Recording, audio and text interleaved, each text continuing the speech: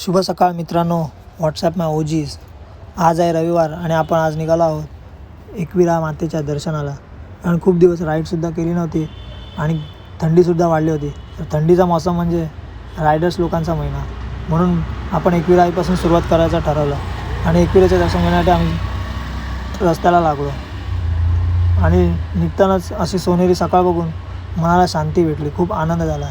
आणि आपल्या पंचमुखी हनुमानाचे दर्शन घेतले आणि निघालो एकविरेच्या रस्त्याला. आणि जाता जाता खूप सुंदर असे सौंदर्य आम्हाला बघायला मिळत होतं, जसं की हे सोनेरी ढग. हे पाहू शकता, आपल्या मुंबईमध्ये आता जास्त बघायला मिळत नाही.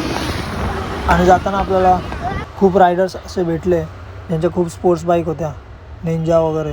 आणि त्यांचे फायरिंग ऐकून मन एकदम तृप्त झाले, कान एकदम तृप्त झाले. आणि त्यांच्याजवळ रेसिंग लावली.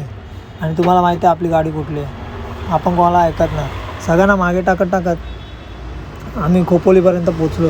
आणि खोपोलीला पोचताच आपल्या महाराजांचे दर्शन घेतले. तर मनाला जरा शांती मिळाली.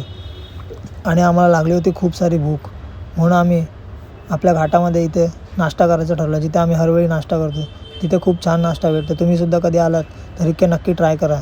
इकडचं मिसळपाव आणि वडापाव खूप छान लागतं. तर त्यावरती ताव मारला आणि निघालो एकविरा मातेच्या दर्शनाला. आणि घाटावरती टॉपला पोचलो तर ऑफिसचं, लाईफचं सर्व टेन्शन निघून गेलं, असा व्ह्यू होता. मध्ये सर्व टेन्शन दूर होताच गाडी काढली आणि पोचलो एकविरेला. तर आमचं एकविरेचं दर्शन कसं झालं हे बघण्यासाठी सेकंड पार्टचा वेट करा. तर आम्ही पोचलो एकविरेला.